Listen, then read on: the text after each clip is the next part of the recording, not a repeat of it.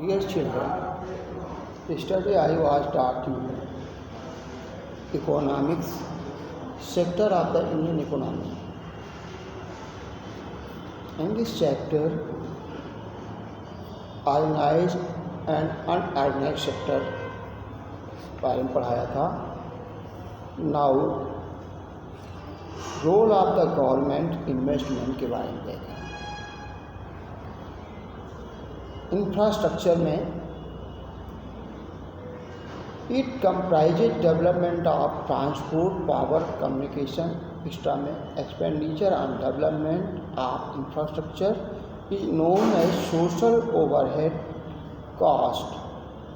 Developing infrastructure requires huge money that private sector can not do, so government has to undertake heavy spending. Following are works done by government sector as development of backward areas. It is the main goal of the public sector. सरकार का main उद्देश्य क्या है? If industries are set up in the backward areas, यदि उद्योग धंधे पिछड़े क्षेत्र में लगाए जाएंगे तो goal of minimizing economic inequalities between regions will become easier to achieve. So the government find it necessary to start production in backward areas by itself.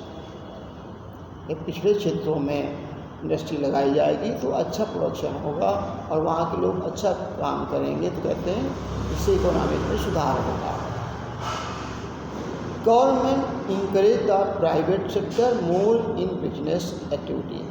The government does so because it is not possible to provide organized employment to all people without support of private sector.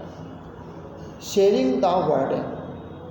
Government shares the burden of loss to specific industries which provide waste for other industries and other sector of economy like electricity generation. Government bears a part of cost of production to make the service cheaper in the market and sustain other small business activities. Providing protection. Government protects both farmers and consumers. It supplies these through fair price, shop at lower cost to the poor in India. Other activities.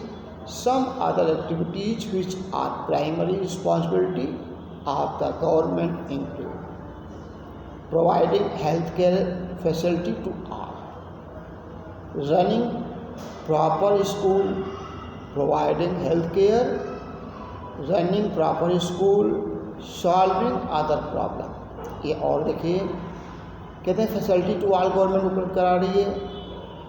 सर्व शिक्षा अभियान आपने सुना होगा. फिर इसके बाद proper school, providing elementary education to all children as it is well known that India has a large number of illiterate people. Solving problem like malnutrition, high infant mortality rate, IMR, unsafe drinking water, lack of housing etc. Some poverty-ridden states like Odisha and Bihar have high IMR, even higher than poorest region of the world. So it is the duty of government to take care of the poorest and most ignored region of the country through increased expenditure for this. Now look important term. Primary sector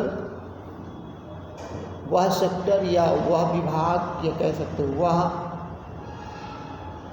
क्षेत्र जिसमें प्रगति के माध्यम से उत्पाद प्राप्त किए जाते हैं वो प्राइमरी सेक्टर कहलाता है. By nature the sector covers activities that are undertaken by directly using natural resources, that is agriculture or fishing. Secondary sector Commerce activities in which natural products are changed into other forms through ways of manufacturing that are associated with the industrial activities. For example, using sugarcane as a raw material to produce sugar or coal.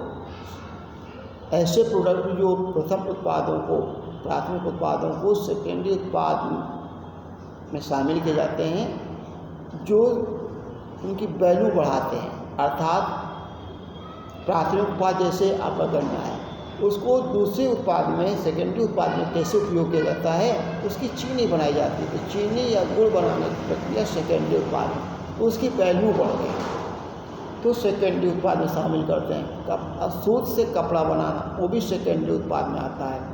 फिर खनिज mine mineral से आपका cement बनाना, mine खोद कर कोयला gypsum से bauxite से ये सब मिलाकर सीमेंट बनाते तो उसकी वैल्यू बढ़ जाती है।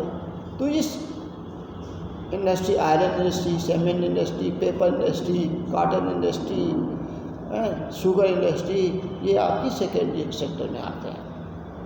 टर्टियरी सेक्टर में कौन आते हैं? जो दोनों को सेवाएं देते हैं, जैसे transport, bank, insurance. This sector covers activities that help in development of the primary and secondary sector as transport and bank.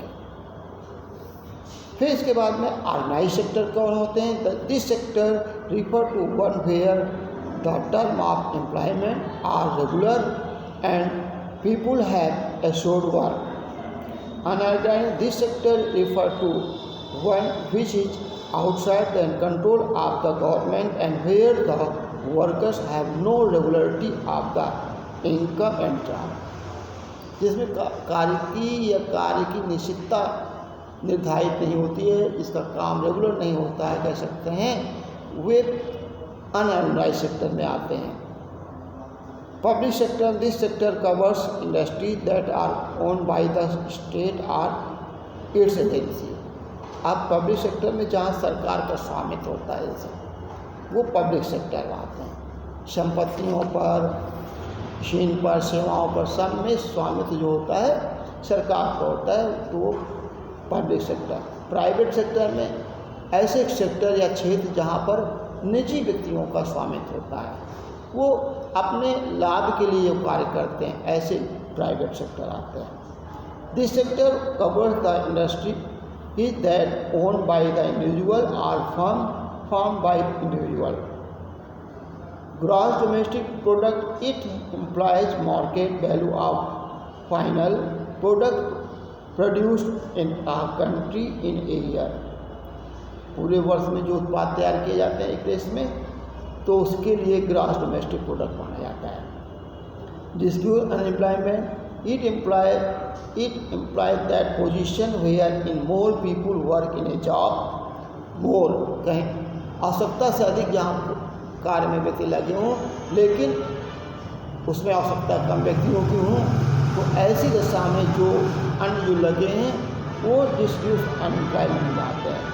Then required, आवश्यकता कम किए लगे ज़्यादा हैं, तो ओवर जो व्यक्ति लगे हैं, मोर पीपुल, वो डिस्क्यूज अनएम्प्लॉयमेंट आते हैं। It is called hidden unemployment, छुपी हुई बेरोजगारी। हाइडन में छुपी हुई बेरोजगारी कहलाती है। तो इन्हें पढ़ें, सामने जो समझ में ना आए फिर पूछें और इनको इम्पॉर्टेंट टर्म को लिखें और याद भी करें।